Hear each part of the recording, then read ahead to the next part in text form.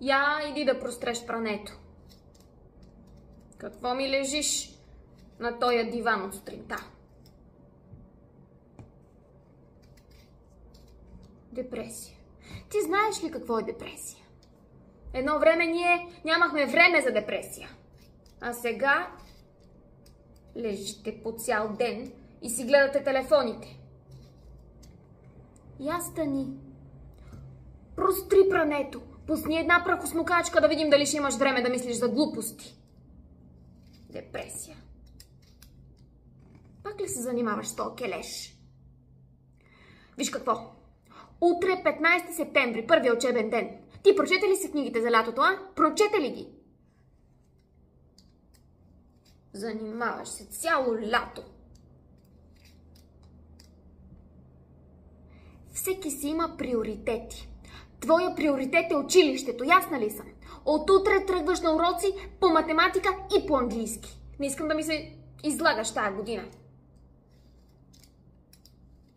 Лятна любов. Всеки си имал лятна любов. И аз съм си имала лятна любов. И какво? Моята лятна любов беше баща ти. Той беше много красив. Много. Запознахме се лятото на морето. Една година. И когато... Слушай какво. Ние с баща ти сме друга работа. Тогава времената бяха други. Едно време имаше кавалери. Ще дойде. Ще те забере от вкъщи. Ще ти донесе цветя. Бомбони. А не като сега. Я го виж тоя. Пише ти на шлокавица. Едно време имаше култура, възпитание, пазихме поведение.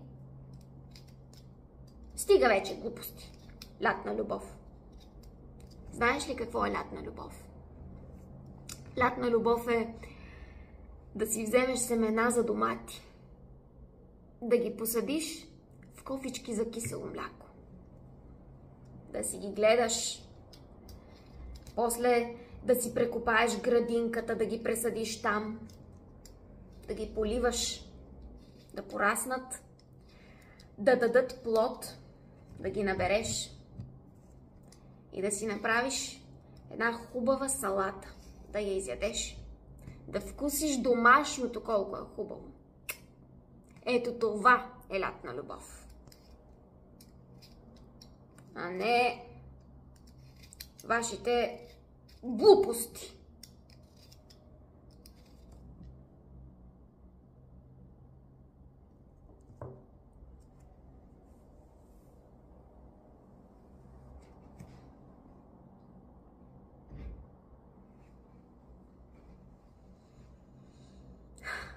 Да.